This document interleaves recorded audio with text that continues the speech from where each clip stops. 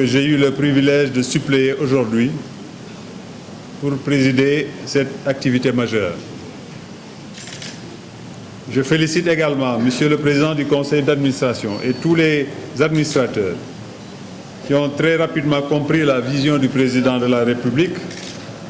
et accompagné la réforme du secteur du nettoiement en soutenant l'orientation de la Direction générale de la SONAGED. Je voudrais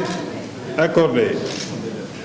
une motion spéciale de félicitations et d'encouragement à Monsieur le Directeur général de la SONAGED et à toute son équipe.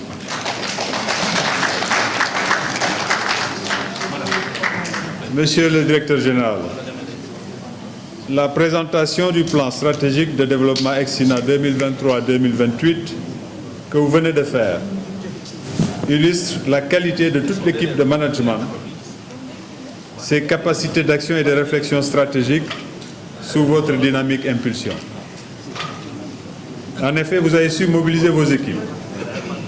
qui ont révolutionné le secteur du nettoiement et l'ont rendu attractif et valorisant. Partout au Sénégal, dans les coins les plus reculés, on voit vos équipes composées de jeunes et de femmes qui travaillent avec abnégation, sans relâche et sans complexe, en arborant fièrement leur tenue verte UCG devenue SONAGED, qui a fini de s'imposer. Ma conviction est que ce plan stratégique pertinent,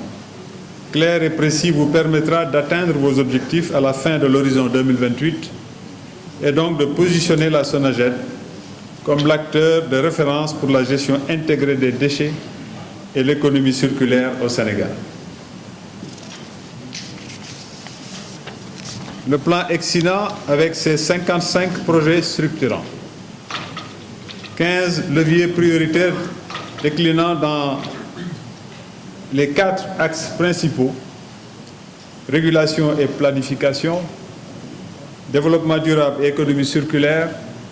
performance organisationnelle, capital humain, permettra d'améliorer le cadre de vie des populations, d'asseoir des conditions d'existence des collectivités territoriales propres, attractives et porteuses de développement, de moderniser les infrastructures de gestion des déchets et de développer une économie circulaire grâce à la structuration des chaînes de transformation et de valorisation des déchets, solides, ménagers et assimilés. En choisissant de réunir les autorités de l'administration centrale et territoriale, les universitaires, des partenaires techniques et financiers, des associations professionnelles et toutes les autres parties prenantes dans le secteur du nettoiement et la gestion des déchets, la SONAGED a opté pour une approche inclusive et complémentaire entre toutes les structures engagées dans la gestion intégrée des déchets solides au Sénégal. Nous sommes tous d'avis que la gestion des déchets reste l'un des domaines dans lesquels une collaboration soutenue est absolument nécessaire si nous voulons conserver un cadre de vie sain et des terroirs attractifs. Mesdames et Messieurs, la stratégie déclinée clairement au cours de cette cérémonie, ajoutée aux acquis actuels issus du relèvement significatif du niveau de propriété de nos villes, devrait nous permettre d'atteindre l'objectif de réaliser au Sénégal un Sénégal zéro déchet, avec un cadre de vie sain et des terroirs attractifs, porteurs d'épanouissement et de développement. Je terminerai mon allocution en réitérant à tous mes sincères remerciements pour votre participation active à cette cérémonie, mais aussi en réaffirmant la pleine disponibilité du gouvernement et en particulier de votre ministère de tutelle à vous accompagner et à vous apporter le soutien nécessaire à la réalisation des ambitions contenues dans ce plan stratégique. Ainsi, je déclare officiellement lancé, je ne sais pas si c'est le terme consacré, la mise en œuvre du plan stratégique de la SONAGED dénommé EXINA sur l'horizon 2023-2028. Je vous remercie de votre aimable attention. Salam alaikum mbokk yi. Ñu ngi soog a jeexal présentation plan stratégique de développement bu SONAGED 2023-2028 di ngeen ma may ma gërëm sama naataango le ministre de l'urbanisme de l'habitat et de l'hygiène publique Abdoulaye Seydou Sow mi nga xam ne tey dafa am lu ko tënk mu laajoon ma ñëw teewal ko présidel ko ndaje bi di gërëm bu baax président du conseil d'administration bu SONAGED ak administrateur du SONAGED ginnaaw bi ma nuyoo kilifa yi fi teew yëpp muy le gouverneur de la région de Dakar di nuyu bu baax itam secrétaire général ak l'ensemble des services du ministère de l'urbanisme de l'habitat et de l'hygiène publique nuyu sama rak le PCA de SONAGED waaye di nuyu di beral loxo le directeur général Mass Thiam bi jiite société nationale bi tax ñu daje fi tey di gërëm itam ci gàttal l'ensemble des acteurs yi nga xam ne tey ñoom ñëpp ñooy yëngu ci nettoiement ñu ngi jeexal présentation bi ci acteurs yi maanaam salariés yi ak li nga xam ne ci développement stratégie bi directeur général def na accent teg na loxoom ci li ñu naan le capital humain jàpp ni ci loolu mooy facteur déterminant de succès bi nga xam ne tey am na ko ñuy gërëm donc acteurs yooyu agents yooyu yi nga xam ne tey fépp foo dem ci Sénégal di nga gis ñu teew di def seen liggéey ak fierté bu mat jox gëdd li ñu leen dénk tax na tey xëy na xar kanam suñu dëkk yi mu ngi soppeeku de façon satisfaisante jàpp ni nag dañoo présenté fi benn plan stratégique bu leer boo xam ne buñ ci tënkoo topp vision bi ñu décliné ñeenti axes yi ñu ci wax ak projet yi ak projet pilote yi nga xam ne tey foog bu ma juumul juróom fukk ak juróom yoo xam ne génn nañ ci lii jàpp nañ ni bu ci nguur gi jàppee te engagement la bu mooy jox ci sama turu naataango muy Abdoulaye Seydou Sow waaye itam ci gouvernement bi yëpp que danañ ci teg loxo danañ ci def bay suñu waar pour que justement plan stratégique bi ngeen mën koo décliner de façon concrète ci suñuy collectivités territoriales yi nga xam ne yenn acteurs yu am solo la yoo xam ne ñoom it war nañ ci jàpp ak lépp li nga xam ne tey wundu ngeen ko ci li ngeen fas yéene liggéey pour que Sénégal bi président Macky Sall wax décliné woon ci programme am bay wax Sénégal zéro déchet wax itam zéro bidonville et cetera ñu mën ko jëmmal ci di sukkandiku ci seen liggéey. Monsieur le directeur général ci gàttal dama lay gërëm ci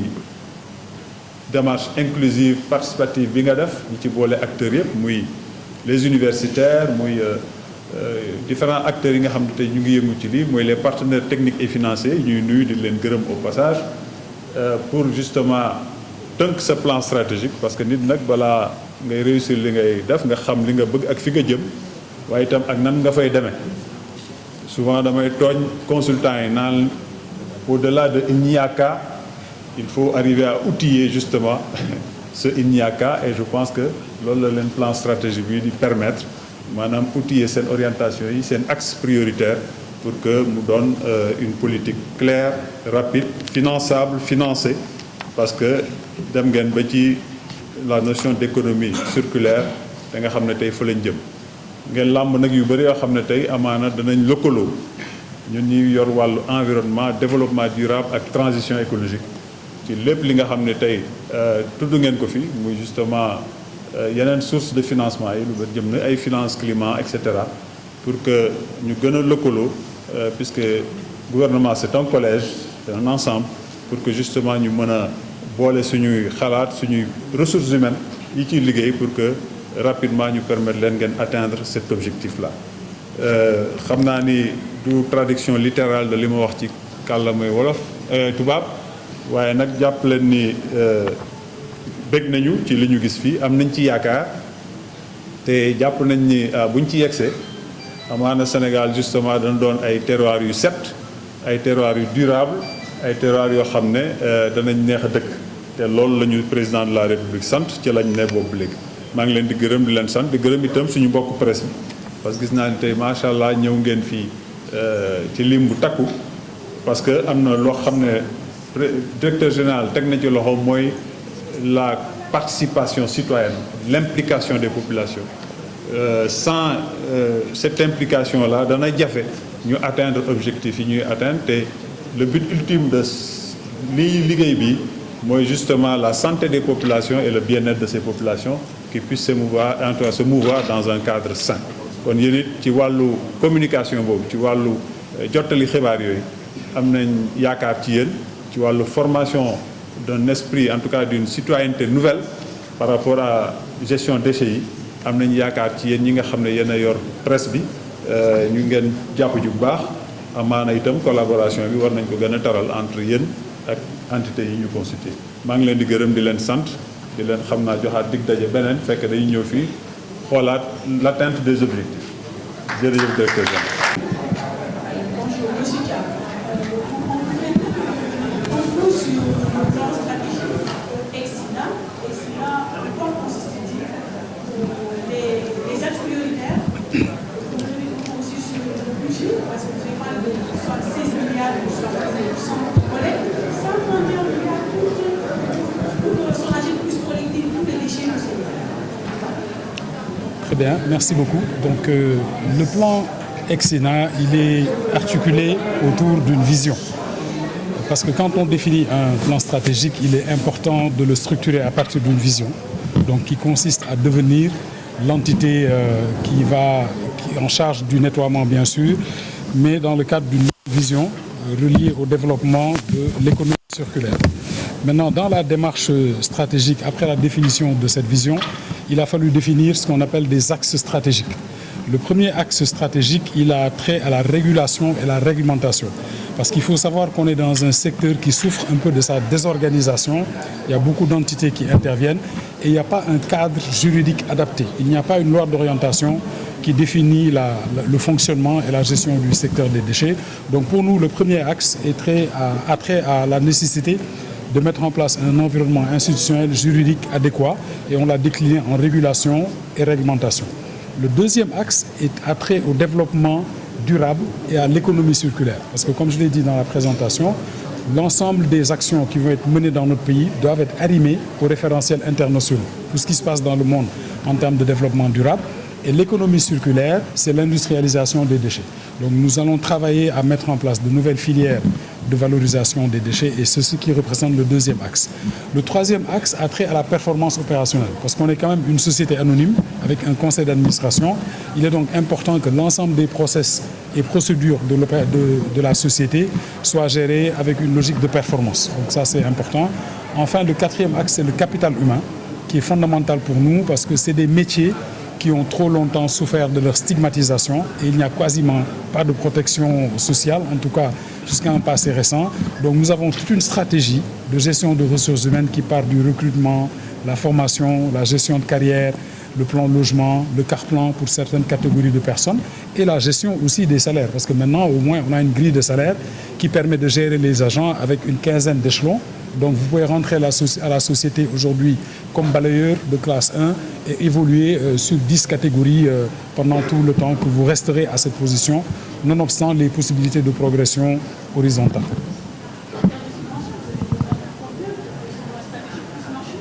Bon, il faut bien qu'on relativise la problématique de cette subvention. Aujourd'hui, nous recevons entre 30 et 40 milliards de subventions de l'État du Sénégal pour faire face aux services de nettoiement. Mais comme vous l'avez constaté il y a quelques jours, il y avait même un mouvement de grève des concessionnaires du nettoiement compte tenu de certains retards de paiement. Donc nous, le calcul qu'on a fait est basé sur deux hypothèses. Une première hypothèse, si nous voulons que le taux de collecte des ordures dans les déchets, qui aujourd'hui est de 38%, monte à 65%, donc un quasi-doublement du niveau de service de collecte au niveau des régions et un maintien de l'existant à Dakar, il faudra que le budget de l'UCG progresse pour atteindre un pic de 76 milliards en 2028. Mais on ne quitte pas 30 milliards pour aller directement à 76. On va aller à 50, 50 et quelques, 60, et le point d'atterrissage est de 76 milliards. Maintenant, si l'ambition est de monter le taux de collecte dans les régions à 100%, là, ça va chercher à 131 milliards. Mais ces chiffres n'ont rien à voir avec ce qui a été décliné comme budget d'investissement. Le budget d'investissement, c'est ce qu'on devra investir pour avoir des points de regroupement normalisés, avoir des points de collecte, avoir des centres de commercialisation, avoir suffisamment de centres d'enfouissement technique. Mais ce budget-là, bien qu'on l'ait estimé aujourd'hui à 291 milliards, c'est des projets qu'on va faire avec le privé, en partenariat public-privé. Par contre, c'est nous qui décidons de ce qu'on veut faire à Kaolack ou ce qu'on veut faire à Mbour. Nous avons même déjà reçu des offres spontanées. Donc, l'exercice pour nous, c'est de mettre tout ça en cohérence et de l'arrimer à la stratégie nationale qui est définie par l'État du Sénégal. Mais ça ne signifie pas que l'État va devoir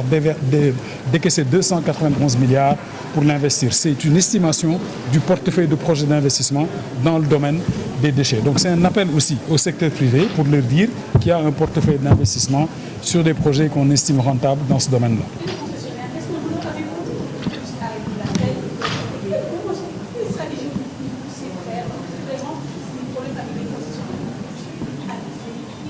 Bon, vous savez, les concessionnaires, ce sont nos partenaires commerciaux. Donc il faut quand même comprendre et accepter que dans une relation commerciale, souvent, partout dans le monde, il y a des moments où on doit de l'argent. Donc ça, c'est rien de nouveau. Maintenant, il y a aussi des moments où quand on atteint des niveaux qui sont insupportables par le partenaire, il peut décider d'aller en grève, etc. Donc ce problème-là était là depuis quelques semaines. On a essayé de le gérer et puis à un moment donné, on est arrivé à un point de rupture. Il faut le dire, depuis jeudi, le service était interrompu, mais on a continué à discuter avec eux sous la supervision de notre ministre de tutelle et aussi du ministre des Finances. Et finalement, on a trouvé un accord. Ils ont repris les activités depuis ce matin. L'État du Sénégal s'est engagé à leur solder la dette au 30 juin. Donc il n'y aura que les factures entre juin et décembre, ce qui est somme toute normal dans le cadre d'une activité correcte de gestion. Maintenant, ce qui est arrivé aussi aux concessionnaires, il faut avoir le courage de le dire, c'est que c'est un peu la rançon de la gloire. On est passé de 1 million de tonnes collectées à 2 millions et quelques. Donc un doublement aussi de leur volume d'activité. Ils gagnent beaucoup plus d'argent. Donc naturellement que la facturation augmentant, comptablement, forcément, les encours aussi peuvent augmenter. Ça, il faut avoir le courage de le dire. En tout cas, le plan stratégique a pour objectif aussi d'aller vers la signature d'un contrat de performance avec l'État pour inscrire dans ce contrat nos engagements et ceux de l'État afin d'éviter que dans quelques années, on ait encore ces problèmes d'interruption en raison de contraintes de paiement.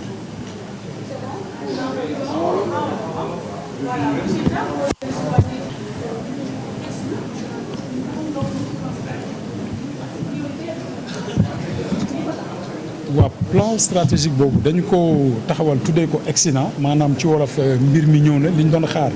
yegsi na te bu ñu defar plan stratégique dañuy tënku ci lu tubaab di tuddee vision maanaam fi nga xam ne dañu teg suñu bët fa la ñu bëgg a dem bi ñu définir vision boobu nga xam ne mooy dañu bëgg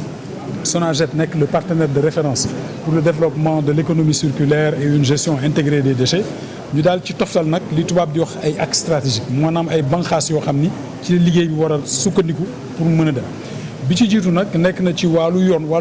ndax bu ñu nee dañuy saytu secteur des déchets dañu war a wax secteur bi nu mu tëddee lan mooy taxawaayu ministre lan mooy taxawaayu secteur privé lan mooy taxawaayu collectivité territoriale lan mooy taxawaayu Sonaged ba ci sax lan mooy taxawaayu citoyen ak lan mooy définition wu déchet donc loolu mooy bunt bi loolu la ñu njëkk taataan boole ci aussi régulation ndax nekk na secteur boo xam ni nduroowul ak secteur u télécom nga xam ne am na agence de régulation war nañu wax aussi lan la ñu tere ak lan la nit mën a def ba ci jël mbalit sax sànni ko ci mbedd mi war nañ ci teg ab date amaana code de l'hygiène permettre na ko mais li ñu bëgg aussi mooy moom une réglementation beaucoup plus spécifique au secteur des déchets et beaucoup plus contraignante aussi mën a tegu ci citoyens yi ak ñi nga xam ne aussi dañuy yàq parce que loolu tam ay budget la état bi mënul def ay milliards nit ñi bu ñu génnee ci mbedd mi di tuur di yàq di dégrader yooyu yëpp aussi dañ ko ci embarqué ñaareel bi mooy li tubaab di wax développement durable mooy lépp lu jëm ci wàllu environnement ak yooyu am na ci ay engagement yoo xam ne état bi daf ko jël ñun tam dañuy bootu ci loolu ngir engagement yooyu ñu mën ko nekkal engagement yooyu aussi yomb na ndax mooy ñu teg ay investissement yoo xam ni yàq-yàq yi nga xam ni ñàkk tonni mbalit gi daf koy indi ci environnement bi ñu mën ko saafara ci ay investissement yu bees te loolu mooy ubbi aussi développement industriel ñu mën a segg déchets yi yóbbu ko ci ay filières de valorisation mooy économie circulaire pour ngir mbalit mi mënal ñu am njëriñ ñetteel bi mooy wàllu performance organisationnelle comme léegi ñun société la ñu aussi war nañu toujours bu ñuy liggéey di am ay objectifs di am ay performance di càmbar agent yi am set service informatique set yooyu yëpp daal ñu koy mën a taxaw ñeenteel bi nag te jàpp naa ni moo ci ëpp solo mooy wàllu nit yi parce que suñu mag yi ak suñu rakk yi suñu ñi nekk ci mbedd mi di liggéey ci mbalit mi ñoom ñoo ëpp solo ci liggéey donc aussi mën nañu taxaw fii wax ay usines investir ay milliards ñooñu tam bu ñu leen fàttewee liggéey bi dafay sooxe donc ñoom tam ñu boole leen ci xool naka lañ leen di recruter naka lañ leen di former wee naka lañ leen di defalee ay plan de carrière ndax liggéey bi léegi dafa ubbeeku am na sax ñoo xam ne dañoo am ay diplôme universitaire ay master ay maîtrise ay licence di ñëw dugg ci société bi nekk balayeur pour ñu mën a progresser boo seetloo programme présidentiel xëyu ndaw yi am na ci 249 jeunes yoo xam ne dañ leen recruter woon ñu nekk di bale aujourd'hui nekk nañu ay superviseurs am nañu dem sax nekk nañu cadre ndax bi ñuy dugg amoon nañu profil boo xam ne maye na lool donc yooyu yëpp dañ koy topp ak wàllu plan logement wàllu aussi car plan ak bépp jumtukaay daal boo xam ne yaakaar nañ ni ñiy liggéey ci mbalit yelloo nañ ko ñu boole ko ci plan bi donc ñeenti point yooyu ñoo ŋànk plan bi.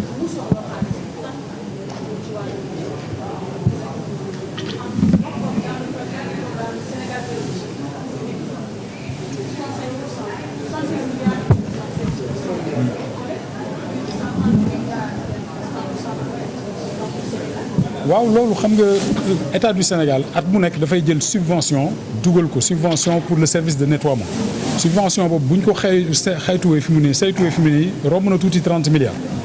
mais bu ñu ko yemalee ci 30 milliards xëy na suñu mbokk yi nga xam ne ñi ngi ci région yi ñoom tam duñu mën a am ay PRN am ay oto mbalit ak yooyu te ñoom ci réew mi la ñu bokk donc plan bi aussi dañu xool bi ñu saytuwee ñu gis ni région yi taux de collecte bi yeggul 30 et quelques pour cent leen Dakar soriwul 100 pour cent xëy na am ay retard ak ay problèmes de manière générale couvrir nañ donc ñu xool hypothèse ñu ne taux boobu 30 et quelques pour cent 35 ñaata la ñuy soxla bu ñu ko bëggee yóbbu 65 maanaam pratiquement 2 personnes sur 3 ci région yi dina am même accès que nit ku dëkk Dakar fii am bi ñu ko seetloo ñu ne kon budget bi war na progresser ba dem 76 milliards ci dernière année bi ñu defaat beneen calcul ñu ne bu fekkee président li mu bëgg mooy Sénégal yëpp ñëpp am service de collecte de déchets loolu dafay laaj 131 milliards ñaari hypothèse yooyu la ñu teg pour le moment hypothèse validé mooy hypothèse basse bi nga xam ni engagement wu 76 milliards la au bout de la 5e année te loolu ci benn at rek la maanaam dañuy jógee 30 et quelques dem 40 et quelques dem 50 et quelques ba terminer 76 dans 5 ans pour assurer loolu nag bokkul ak milliards yi nga xam ni moom la ñu war a investir ci ay centre de tri centre d'enfouissement technique bokkul itam ak li nga xam ni gouvernement bi mu ngi koy def ci Mbëbës ndax am na projet bu tudd Promojet boo xam ni mu ngi toppatoo réhabilitation décharge Mbëbës ak ay investissement ci yenn pôles régionaux mais projet boobu matalul yëpp Sénégal donc ñun tam prévoir nañu ay investissement yu ñu war a def en relation ak secteur privé pour que li nga xam ni daal moom la waa Dakar mën a jot ñi nekk ci biir réew mi aussi mën a mos lu ni toll donc loolu bi ñu ko xaymaa mën na presque 300 milliards mais du loo xam ne dafay génn ci poche état ndax dañ koy defandoo ak secteur privé national ak international créer ay usines créer ay filières de valorisation ngir mbalit mi mën a am njëriñ.